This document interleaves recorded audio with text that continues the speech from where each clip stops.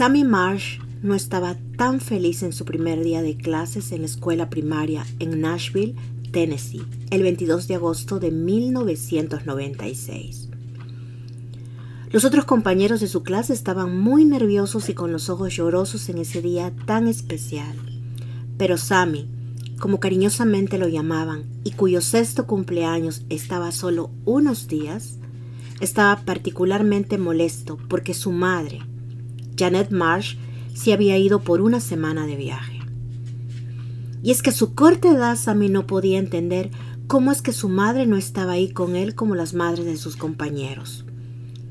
La maestra de Sammy, Kim Scott, recordó que el día del inicio de clases el pequeño se veía muy triste porque no había visto a su mamá y la extrañaba. Y es que Sammy no comprendía por qué no pudo despedirse de su madre antes de que se fuera. El padre de Sammy, el abogado Perry Marsh, le dijo a la familia y a los conocidos de su esposa que ésta estaba de vacaciones. Naturalmente, Perry no compartió los detalles con su hijo e hija de 2 años. Sin embargo, le dijo a los demás que el 15 de agosto de 1996, él y su esposa tuvieron una discusión después de la cual Janet hizo las maletas y le informó que ella estaba tomando unas vacaciones de 12 días. Marsh reconoció que antes de que su esposa decidiera irse, ambos sostuvieron una fuerte discusión, ya que Janet se enteró de que él estaba pagando un acuerdo extrajudicial de $25,000 anuales por 4 años a una compañera de trabajo a la que había acosado sexualmente en el bufete de abogados en donde trabajó hasta 1991. Perry había sido grabado con una cámara escondida, donde claramente se le podía ver dejando notas sexualmente explícitas para su compañera de trabajo. En dichas cartas el hombre decía que era un admirador secreto al que le fascinaba su cuerpo y lo tenía cautivado. También mencionaba que él se imaginaba haciéndole sexo oral toda la noche. Además le confesaba que estaba casado y que si bien antes no entendía a los hombres que tenían relaciones extramatrimoniales, ahora sí. A pesar de que todavía amaba a su esposa y le rompería el corazón si se enterara. Terminaba la nota diciendo: el matrimonio tiene una forma de hacer que el sexo sea aburrido a veces, rutinario y viejo. Las notas que le dejó posteriormente fueron igual de obscenas y explícitas. La compañera de trabajo se lo hizo saber a los dueños de la firma y con la ayuda de un investigador privado descubrieron que era Perry Marsh el autor de las cartas. La empresa despidió a Perry y estuvo de acuerdo en pagarle $100,000 a su compañera de trabajo para evitar una demanda por acoso sexual en contra de él y la firma para la cual trabajaba. Sin embargo, él mantuvo los pagos en secreto de su esposa, pero al parecer el día de su desaparición la esposa se había enterado de este hecho que involucró al padre de sus hijos. Marsh le dijo a los padres de Janet, Lawrence y Caroline Levine, que Janet había prometido regresar en 12 días, justo a tiempo para la fiesta de cumpleaños de Sammy, el 27 de agosto. Esto era muy raro porque Janet había enviado invitaciones diciendo que la fiesta del niño se realizaría el día 25 de agosto. Pasaron los días y Janet no se presentó a la fiesta de cumpleaños de su hijo ni a su primer día de clases. Su esposo se encargó de decirles a los maestros del niño que la madre estaba en California visitando a un hermano y que debido a una infección en el oído no había podido asistir a un día tan importante en la vida de su pequeño. Pero Janet Marsh nunca más volvió a casa. Janet y Perry Marsh se conocieron cuando eran estudiantes de la Universidad de Michigan en 1982 y se casaron 5 años después. Los padres de Janet sintieron que Perry era el esposo perfecto para su hija y llegaron a amarlo como un hijo. Pagaron sus estudios en la Facultad de Derecho de la universidad y cuando Perry fue despedido del bufete de abogados por los motivos que ya conocemos, su suegro le encontró un puesto en el bufete de abogados del que era socio. Según todas las apariencias, Janet y Perry Marsh eran felices y prósperos. La joven madre de 33 años mantuvo una exitosa carrera como ilustradora de libros infantiles mientras criaba a sus 2 hijos. La familia acababa de mudarse a la casa de los sueños de la pareja, la cual Janet había diseñado y supervisado en la construcción. Las personas que conocieron a Perry Marsh lo describieron como un hombre de mucha energía, agresivo y tenaz. Otros piensan que siempre fue un codicioso, manipulador y mentiroso. Perry, nacido en Chicago, obtuvo su licenciatura en estudios asiáticos. Hablaba chino con fluidez y era cinturón negro en karate. La noche en que supuestamente Janet abandonó a Perry, él llamó a los padres de su esposa alrededor de la medianoche para contarles lo que había sucedido. Ellos le aconsejaron que le diera un tiempo para que se calmara y le pidieron que los llamara apenas ella regresara. Pero cuando Janet no regresó a la mañana siguiente, sus padres comenzaron a preocuparse. Llamaron a sus amigos, pero ninguno de ellos la había visto. Llamaron a los hoteles locales, pero ella no estaba registrada en ninguno de ellos. Perry y los padres de su esposa condujeron hasta el aeropuerto y registraron las áreas de estacionamiento en busca del automóvil de Janet, pero no pudieron encontrarlo. A pesar de lo preocupados que estaban, no llamaron a la policía. Perry luego afirmó que sus suegros no querían involucrar a la policía porque podrían avergonzar a su hija que sus problemas matrimoniales se hicieran públicos. Por el contrario, los padres de Janet afirmaron que fue Perry quien no quiso ir a la policía. No fue hasta el 29 de agosto, 2 semanas después de la desaparición de Janet, que finalmente se notificó a la policía. Tan solo 10 días después, los investigadores encontraron su automóvil estacionado en una calle en Nashville. Su bolso y sus maletas con sus pertenencias estaban en el auto, pero no había rastro de ella. Su pasaporte estaba en su bolso y un par de sandalias parecían haber sido cuidadosamente colocadas frente al auto. La policía revisó su equipaje con la familia. No encontraron nada fuera de lo común, pero algo le pareció muy extraño a la madre de Janet.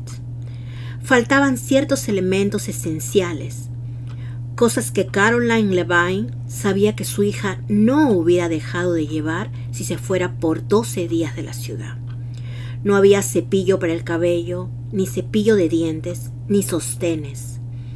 Parecía una maleta que había hecho un hombre, testificaría la madre 10 años después. El 12 de septiembre de 1996, sin actividad en las tarjetas de crédito de Janet desde su desaparición y sin llamadas telefónicas reportadas a su familia o amigos, la policía declaró que estaban tratando su caso como un homicidio. Registraron la casa de los Marsh, los terrenos circundantes, la oficina donde trabajaba Perry Marsh. Los investigadores se llevaron varios artículos de su casa para examinarlos más a fondo, incluida una camisa manchada y una alfombra de baño, y más de 20 discos de computadora. Pero cuando estaban examinando su computadora encontraron que faltaba el disco duro. Le preguntaron a Marsh dónde estaba. Dijo que no se lo había quitado y que no tenía idea de quién podría haber hecho tal cosa. La policía le pidió que se hiciera una prueba con un detector de mentiras, pero él se negó y dijo que estaba tomando un medicamento antiestrés y temía que pudiera afectar los resultados.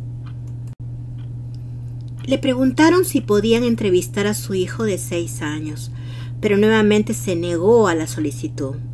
Los investigadores descubrieron que Marsh había reemplazado las llantas de su Jeep 6 días después de la desaparición de su esposa.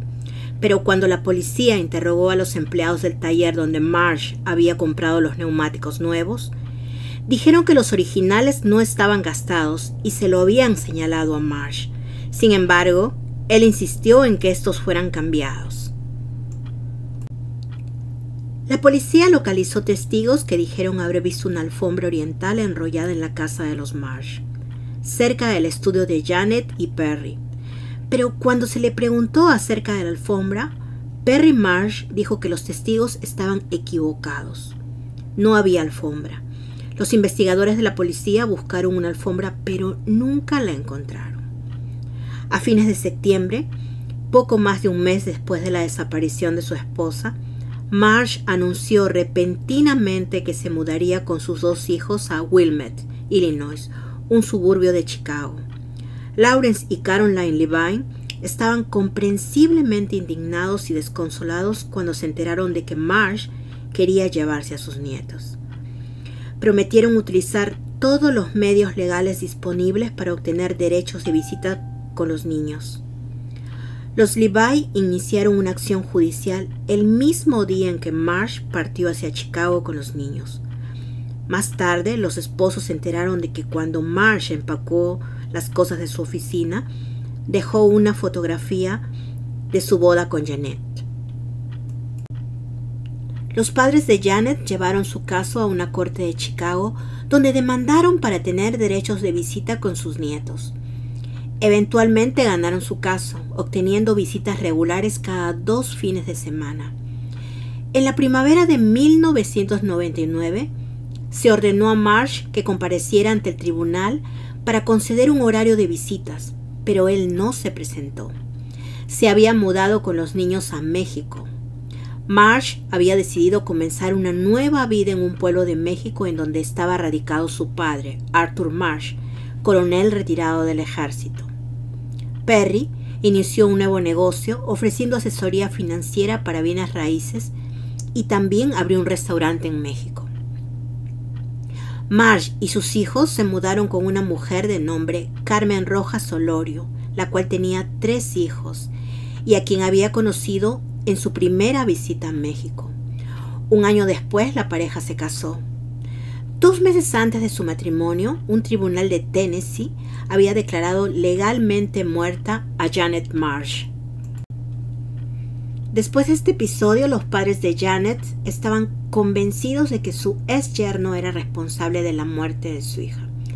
Por esta razón, se dedicaron a llevar a Marsh ante la justicia. Presentaron una acción civil en su contra para proteger lo que consideraban los bienes de Janet, valorados en más de $200,000.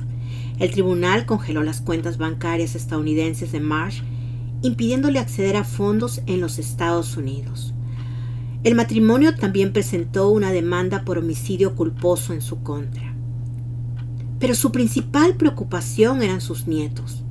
Los Levine creían que Perry Marsh no era un padre apto para tener a sus hijos y quería la custodia total. En mayo del 2000, los esposos viajaron a México armados con documentos judiciales que les otorgaban derechos de visita con sus nietos. Llamaron a la puerta de Marsh en México, pero él se negó a dejarlos ver a sus 2 nietos y tuvieron que irse sin poder verlos. No obstante, los esposos viajaron nuevamente a México, luego de que el FBI les informara que los funcionarios de inmigración mexicanos planeaban interrogar a Marsh. Una mañana temprano, después de que los niños se fueran a la escuela, 4 oficiales mexicanos detuvieron a Marsh y le dijeron que había un problema con sus papeles. Lo metieron en su camioneta y se marcharon. Mientras esto sucedía, Caroline y Lawrence Levine fueron a la escuela de sus nietos con un juez mexicano y un abogado local, con la intención de obtener sus derechos de visita ordenados por la corte. Pero alguien en la escuela llamó a Arthur Marsh, el padre de Perry, quien corrió al lugar, temiendo que los padres de Janet se llevaran a los niños. Según los esposos, Arthur Marsh les apuntó con un arma y les dijo que nunca saldrían vivos de México. Después de una hora de acalorada discusión, los administradores de la escuela entregaron a los niños al juez, quien a su vez se los entregó a los padres de Janet. Después de esto, los abuelos se dirigieron al aeropuerto con sus nietos. Arthur los persiguió, pero pudieron desviarlo y abordaron un avión a Nashville con ambos niños. Más tarde, ese mismo día, las autoridades mexicanas liberaron a Perry Marsh y cuando se enteró de lo sucedido, juró que recuperaría a sus hijos. Contrató a 2 abogados que llevaron su caso a la Corte Federal de los Estados Unidos. argumentando que un tratado internacional firmado por ambos países prohibía la acción legal que tomaron los padres de Janet para apoderarse de los niños. Lawrence y Caroline Levine recibieron la orden de devolver a los pequeños a su padre, lo cual hicieron, pero la felicidad de Perry Marsh no duraría mucho tiempo. A las 8 de la mañana del 3 de agosto del 2005, 10 agentes federales armados tomaron por sorpresa a Perry y lo arrestaron afuera de su restaurante en México. Lo habían estado observando durante varios meses. 8 meses antes, un gran jurado en Nashville lo había acusado de asesinato en segundo grado, abuso de un cadáver y manipulación de pruebas. Marsh no opuso resistencia cuando lo llevaron al aeropuerto de Guadalajara y lo embarcaron en un avión rumbo a Los Ángeles. El hombre fue transferido a una celda en el Centro de Justicia Criminal de Nashville después de declararse inocente. El juez fijó su fianza en $3 millones, lo que obligó a Marsh a esperar el juicio en la cárcel. Marsh logró hacer al menos un amigo en la cárcel, Russell Farris, el recluso de la celda de al lado, que estaba detenido por cargos de intento de asesinato y robo. Marsh y Farris se comunicaban a través de un conducto de aire entre sus celdas. Marsh le contó a Farris su situación y a medida que se conocieron mejor, los dos hombres encontraron una solución mutuamente beneficiosa para sus dilemas legales. Marsh sintió que sus ex-suegros eran su mayor problema. Sabía que estaban bien relacionados en Nashville y asumió que estaban haciendo todo lo posible para que lo condenaran. Supuso que si Caroline y Lawrence Levine estaban fuera de escena, él podría tener una oportunidad de superar la acusación de asesinato. Farris le dijo a Marsh que todo lo que él quería era un lugar donde pudiera vivir en paz con su perro y tal vez con su madre. Marsh dijo que tenía una idea y que podría conseguir lo que ambos querían. Después de 2 días de intensa discusión, se les ocurrió un plan. Marsh arreglaría el pago de la fianza de Farris y eventualmente lo instalaría en México, si mataba a los padres de Janet. Farris accedió a hacerlo y le aseguró a Marsh que lo haría muy bien. Marsh prometió cumplir con su parte del trato con la ayuda de su padre, quien arreglaría las cosas para que Farris se instalara en México. A Arthur Marsh, el padre del acusado, nunca le había gustado los suegros de su hijo, a pesar de que ellos pagaron la educación de éste. Él siempre decía que ellos usaban su posición con la mafia judía y su posición con el Partido Demócrata para obtener lo que ellos querían. Teniendo en cuenta la forma en que Arthur se sentía acerca de los ex-suegros de su hijo, debió haber sido un día feliz para él cuando recibió una llamada telefónica en México de Farris en agosto del 2005, informándole que el trabajo estaba hecho. Arthur accedió a recoger al sicario en el aeropuerto de Guadalajara unos días después. Hasta ese momento, la participación de Arthur en la conspiración era a través de conversaciones telefónicas con su hijo desde la cárcel. En realidad, nunca había conocido a Farris, pero supuso que el hombre que se le acercó en el aeropuerto era él. Sin embargo, quien se le acercó fue el agente especial del FBI, quien arrestó a Marsh. Lo que pasó es que Farris había estado cooperando con las autoridades todo el tiempo, grabando en secreto sus conversaciones en la cárcel con Perry. Los fiscales también obtuvieron grabaciones de las conversaciones telefónicas de Marsh con su padre. De alguna manera, el abogado Marsh no se había dado cuenta de que todas las llamadas telefónicas de los reclusos se graban de forma rutinaria en la cárcel del condado de Davidson. El 28 de octubre del 2005, Perry y Arthur Marsh, padre e hijo, fueron acusados formalmente de conspiración para cometer asesinato en primer grado y 2 cargos de solicitud para cometer asesinato en primer grado. El caso contra Perry Marsh por el intento de asesinato de los padres de su esposa llegó a juicio el 1 de junio del 2006. el padre del hombre, hospitalizado con una enfermedad cardíaca crónica, optó por declararse culpable de los cargos y accedió a declarar sobre su participación. El testigo estrella de la acusación fue Farris, quien testificó que Perry le había pedido que cometiera los asesinatos. Farris argumentó que Perry lo había tentado con la promesa de una vida mejor en México después de que se completaran los crímenes. Según Farris, Marsh le había dicho que podían emprender negocios juntos en México, realizando secuestros express de los hijos de padres adinerados. Los abogados de Perry Marsh intentaron desacreditar a Farris. Ellos argumentaron que esta acusación era una mera historia que el criminal había inventado para mejorar su propia situación con las autoridades. Pero el jurado rechazó esta teoría y el 9 de junio del 2006 votó a favor de condenar a Perry por todos los cargos. Este fue solo el punto de partida en la terrible experiencia legal de este acusado. Antes de ese juicio, había sido declarado culpable en un tribunal civil en la batalla por los bienes de Janet. Ahora tenía que defenderse de los cargos de que había asesinado a su esposa. Para el próximo juicio de Perry, que se produjo solo 2 meses después de su condena por conspiración para matar a sus suegros, el juez accedió a la solicitud de la defensa de un cambio de sede. Los abogados de Marsh argumentaron que la cobertura de noticias del caso había saturado el área de Nashville a lo largo de los años y parcializado a los jueces. El juicio de Marsh por el asesinato de su esposa comenzó en Chattanooga, Tennessee, a principios de agosto del 2006. Los cargos incluían asesinato en segundo grado, manipulación de pruebas y abuso de un cadáver. En su declaración de apertura, el fiscal general adjunto dijo: "Este es un caso sobre engaño", y caracterizó la larga huida de la justicia de Marsh como una odisea de 10 años. El abogado defensor del acusado señaló al jurado que la fiscalía estaba tratando de juzgar un caso de asesinato sin cuerpo. "No tienen pruebas", dijo, "porque no existen. No hay pruebas directas de que Perry haya matado a nadie". Luego pasó a esbozar una teoría alternativa sobre lo que le había sucedido a Janet.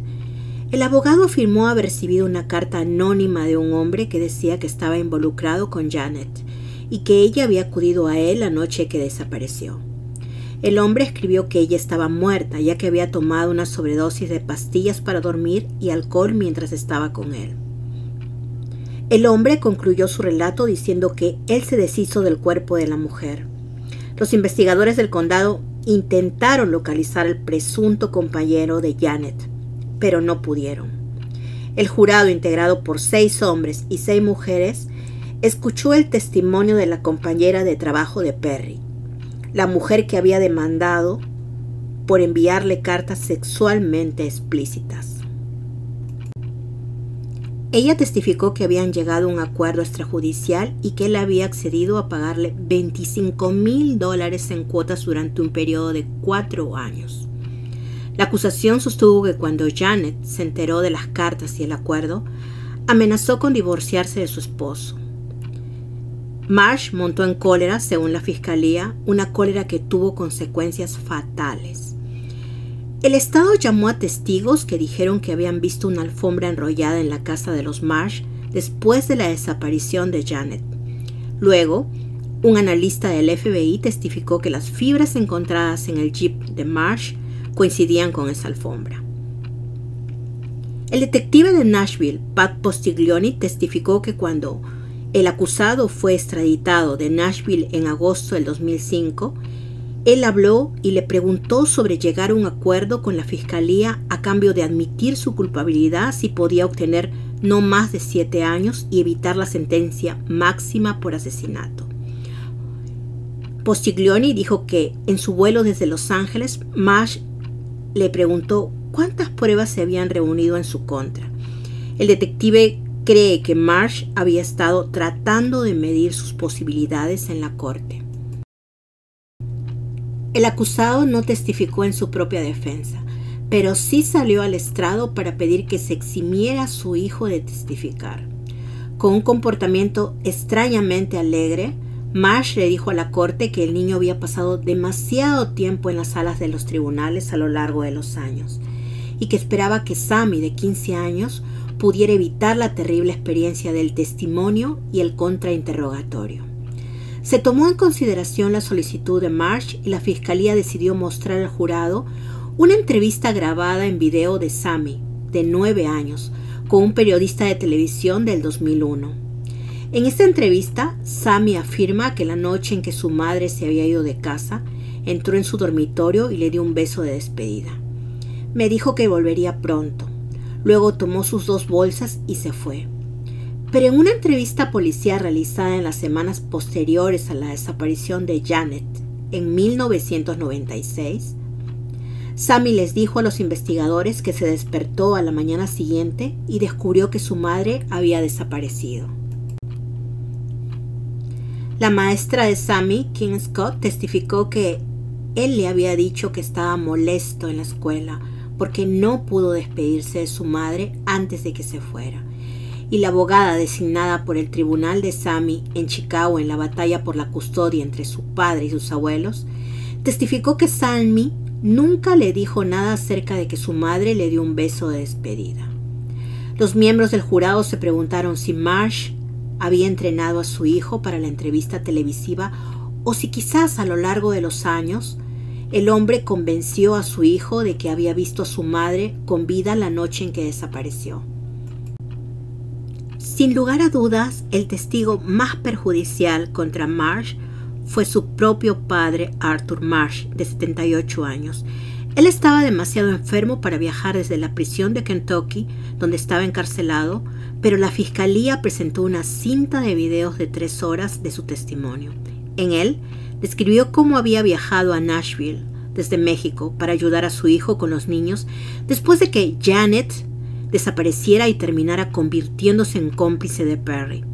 Enojado, virulento y en ocasiones abiertamente antisemita en su testimonio, Arthur Marsh dijo que Perry le había dicho que Janet estaba muerta y que había sido un accidente.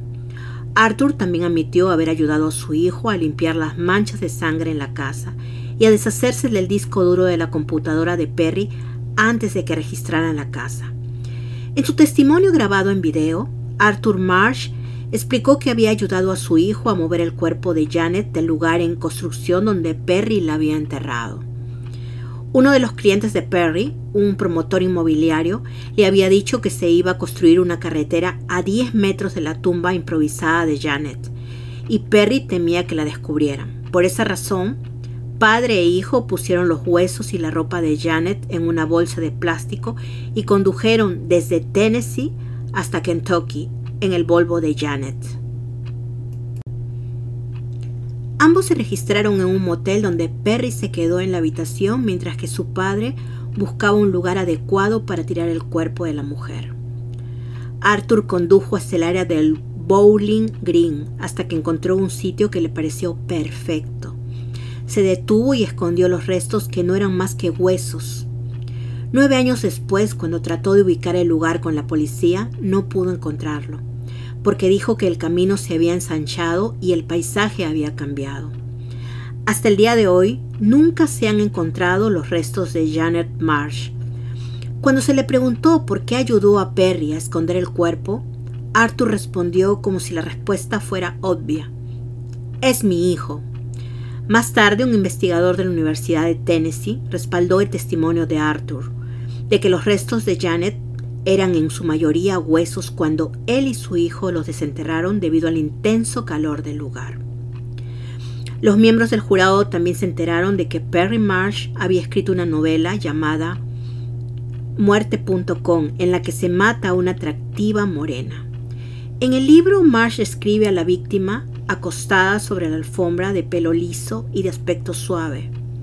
Ella estaba acostada boca arriba con la pierna izquierda doblada debajo de ella, la cabeza mirando hacia el techo, las manos en las gargantas y los ojos abiertos, tal como podría verse a una persona que ha sido estrangulada.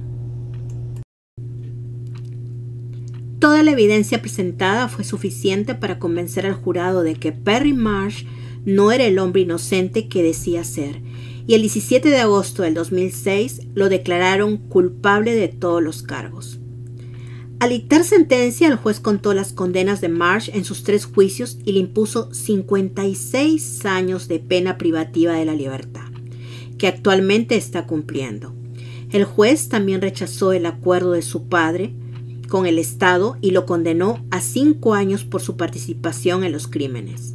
3 meses después, el hombre murió en el Centro Médico Federal Fort Worth de Texas. Finalmente, los padres de Janet obtuvieron la custodia legal de sus nietos por la que tanto habían luchado. Si te pareció interesante esta historia, no olvides suscribirte y regalarme un like. Gracias por acompañarme.